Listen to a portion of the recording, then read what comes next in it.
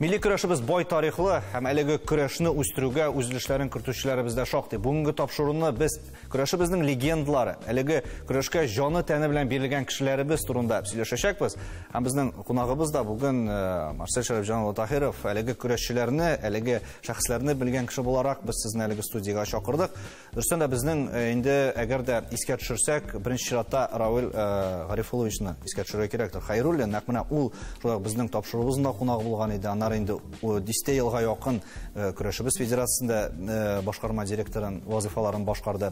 Менә сез Равил Гарифуллович турында әгәр дә инде сүз башланса, менә ниндирәк дип искә аласыз аны һәм ниндирәк шәхес иде ул һәм безнең көрәшебезгә ниндирәк ис калдырды дип әйтергә мөмкин. Равил Гарифуллович 54 елның 1 февралендә Саба районында дөньяга килгән. 8 классны укып бетергәннән соң ул Чистай совхоз техникумына укырга керә. Шушында ул беренче булып үзенең тренеры һәм алар гомер буе дус булып аралашып яшәделәр Магас Мөбарәк Шаулы Сахабуддинов белән. Аның ул тренеры була. Ул бер үк вакытта безнең татар көрәше белән шөгыльләнә. Һәрбер авыл малае кебек кичкенәдән авыл сабантуйларында көрәшеп үскән җегет. Аннан соң аның теге осталыгы, көрәшчелек сифатлары күбрәк, аннан соң аны укып бетергәннән соң Казанга килеп ветеринарный институтына укырга керә. Шул вакытта командага күбрәк аның теге көрәш нәтиҗәләре классик көрәш буенча зуррак уңышларга ирешә һәм ныклап ул шушы көрәш белән шөгыльләнеп Сырның спорт стасы дигән исемгә лаек була. Грек-Рим көрәше буенча бу бик мөһим. Ул вакытта бит әле мәсәлән шул ук Сыр күләмендә дип әйтик, мондый дәрәҗәгә ирешү бик авыр булган. Анда бит әле бер ил генә түгел, гомумән менә бу бөтен илләр берләшмәсе дип әйтик. Ул вакытта конкуренция да зур булган. Конкуренция да зур булган. Шушы көрәштә ул авыл хуҗалыгына караган әйтик, Сырдагы һәм Рысыф Сырдагы авыл хуҗалыгына караган укучылар арасындагы турнирда җиңеп чыга. Һәм аңа шушы турнирда җиңеп чыгу классик көрәш буенча Сырның спорт устасы дигән исемне китерә. Аннан соң аның бу татарча көрәшкә килеп эләгүе бердә чираклы түгел дип саныйм мин. Чөнки шушы ветеринария институтында укыган елларда 4-5 курсларда ул шушы студентлар арасында көрәш секциясе алып бара. Менә шушы Вагыз Васильевич, аның бер туганнысы Таһир Ниләр, Мин Хаҗифлар аның кул астында шөгыльләнәләр һәм ярышларда аның кул астында республика күләмендә чыгышта ясыйлар. 78 аның сөйләве буенча 78-79 елларда менә бер туганнар көрәшеп 90 килограмм үлчәүдә чыгыш ясап, беренче, икенче урынны яулыйлар. Аннары көрәшне үзлектән белүдә кирәк бит. Менә сез үзегез мисалыгызда да әйтә аласыз инде. Әгәр дә сез гомерегез буе көрәшкәнсез икән, моңа кадәр яшь вакытта дип әйтик инде. Әлеге спорт төренә үзегезне багышлагансыз икән, менә сез шулай ук инде югары дәрәҗәләргә ирешкәнсез икән. Эшләве җиңелрәкме? Төптән проблемаларны көрәшебезнең аңлау буенча, аннары аны үстерү буенча Равил Гарифуллович мисалы да шундый ук бит. Мәсәлән, ул да көрәшеп Сырның спорт стасы исемен яулаган. Аннары 10 ел дәвамында көрәшебезне инде шулай ук камилләштерергә тырышып, аны инде яңа үрләргә күтәрергә тырышкан. Менә ул яктан ярдәм итәме ул синең үзеңнең төптән белү проблеманы?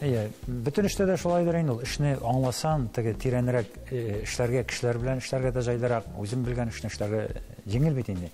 Равил Гарифуллович турында тагын берничә сүз аның тормыш юлы үзе турында әйтеп китмичә булмас. Ветеринар институтын бетергәч ул вакыттагы Арча районындагы Завита Ильича колхозында башта техник булып башлый.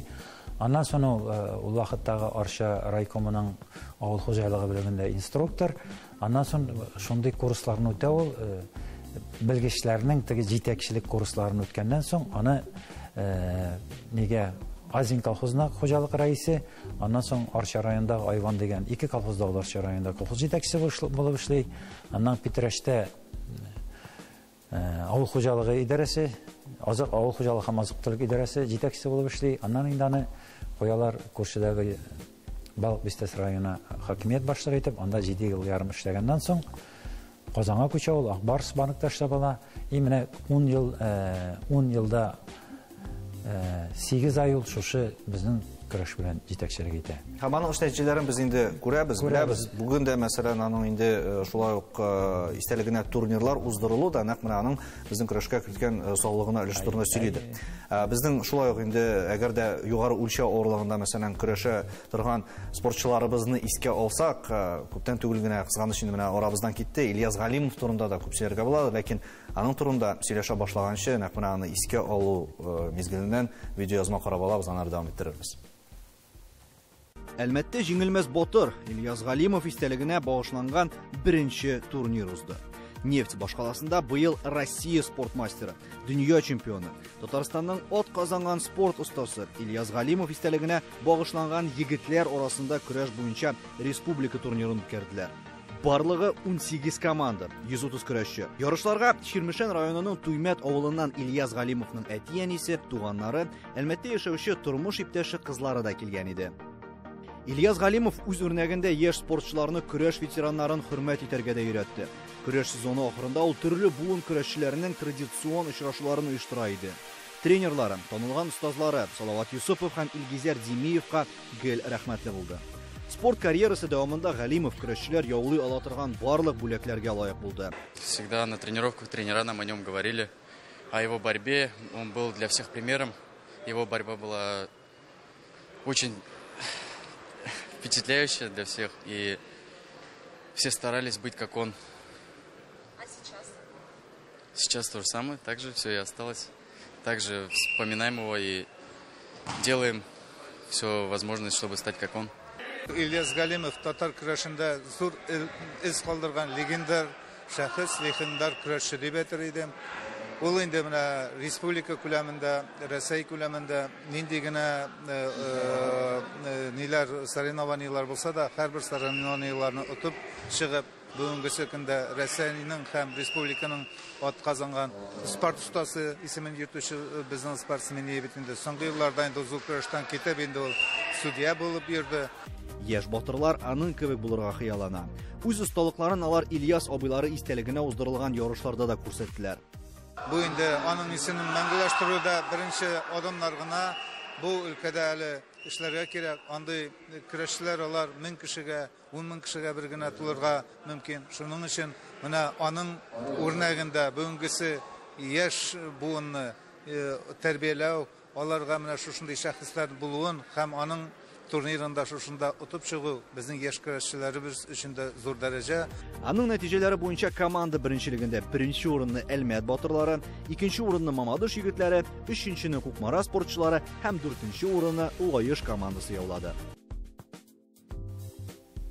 Максат Шәрәпҗанович, менә Ильяс Галимов дигәндә сез ниндирәк фикердә торасыз? Чөнки нәкъ менә аның кебек көрәшчеләр бик сирәк туа диләр. Әгәр дә мәсәлән яшь көрәшчеләр күтәреп алып ыргытулар өчен берни дә тормаса, әгәр дә синең гәүдәң һәм синең каршыңда 150, 160, 180, хәтта 200-гә кадәр җитүче көрәшчеләрне келәмнән аерып алып, үзең аша чөеп, аркасына салу, миңа калса бары тик менә Ильяс Галимов кебек көрәшчеләргә андый сәләт бирелгәндер. Килешәсезме?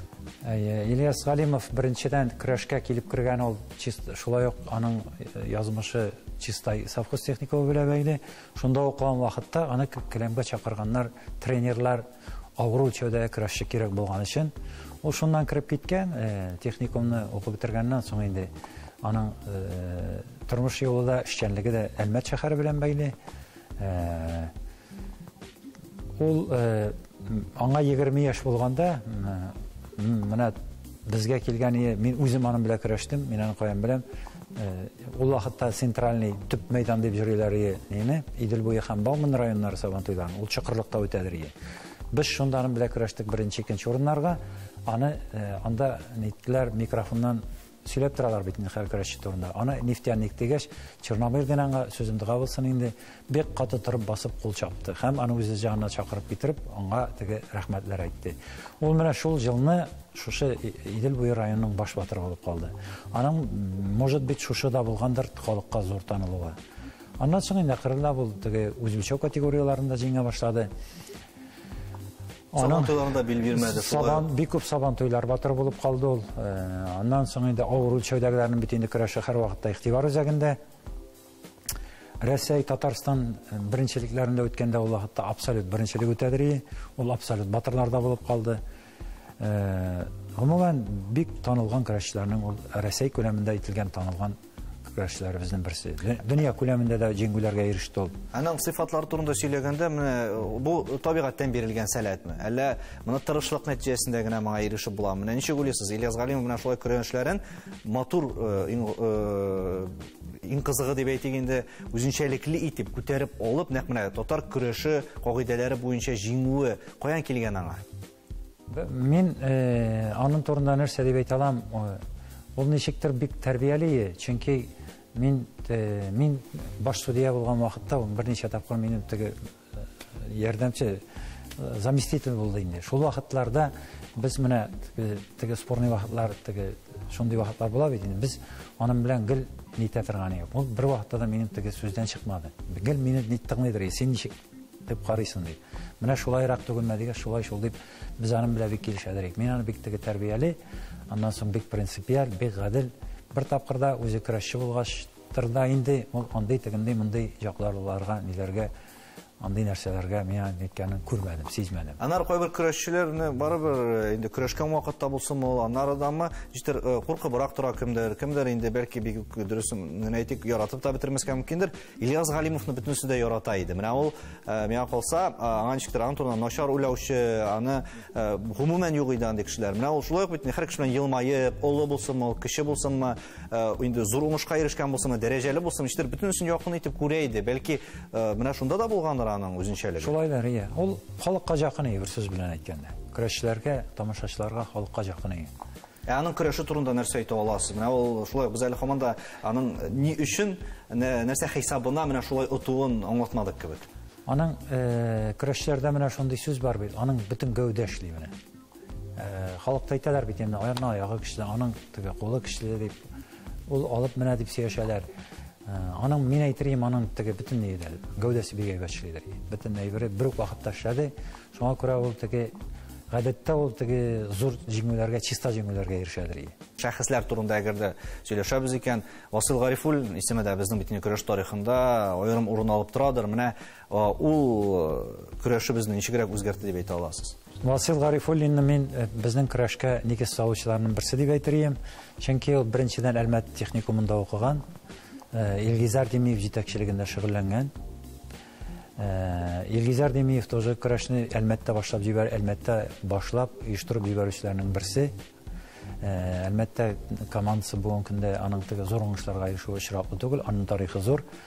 Аннан Әлмәт техникумыннан безнең бик күп көрәшчеләр чыккан, шул ук Фарил Фатиховлар, Рафаил Мухаммедчиннар, Фазыл Ахмәдҗановлар, Вил Усмановлар, шулай ук Васил Гарифуллин да шуны бетергән, һәм шушы техникумны бетереп кайткач, 70нче елда ул шушы Бырбаш авылына физкультура укытучысы итеп билгеләнә, һәм шунда мәктәптә гимнастик маталарда үзенең методик күрсәтмәсен ясап, шунда көрәш түгәрәге оештырып җибәрә. Аның уңышлары да бик көттереп килми, ул вакытта билгеле бүгендәге шикелле районнарда көрәш секциялары булмагандыр инде. 72нче елда ул аның шәкертләре 8 җегет, Васил Гарифуллин менә миңа бу белән үзе сөйләгән инде, мәрхүм исән вакытта сүзендә калсын, җиңүгә ирешәләр. Аның шәкертләр арасында инде безнең Фидай Шакиров тоже аерым урын алып тора. Ул менә берничә тапкыр кабатласак та әйтик инде, Муса Җәлил турысында озак еллар рәттән катнашып, ул 6 тапкыр җиңүгә ирешкән кеше. Шулай ук тагын бер рекордчы безнең ул 18 яшендә өлкәннәр арасында РСФСР чемпионы дигән мактаулы исемгә ирешә. Васил Гарифуллин үзе дә шушы ярышларда катнашкан кеше, бер тапкыр Муса Җәлил турнирының җиңүчесе, аннан соң Россия һәм Татарстан беренчелеге ярышларында призер булган көрәшче. Бик зур рәхмәт сезгә безнең студиягә килеп фикерләрегез белән уртаклашканыгыз өчен. Сезне алга таба да көтеп калабыз. Ярышларда, яңа сезонда уңышлы гына барысы да барып, инде безнең көрәшебез һәрвакытта үсештә булсын дигән теләктә саулашабыз. Бик зур рәхмәт сезгә. Сау булыгыз. Дөрестә дә халыкта үткәнен белмәгәнне, киләчәге юк диләр, һәм бу сүзләр безнең милли спорт көрәш төры безгә дә кагыла. Әлбәттә, көрәшебез нәкъ менә легендаларыбыз һәм шәхесләребез мисалында һәрвакытта инде алга таба барып, үсештә булып, яшьләребез дә әлеге милли спорт төресе сайласыннар иде дигән теләктә саубулашабыз. Исән-имин булыгыз.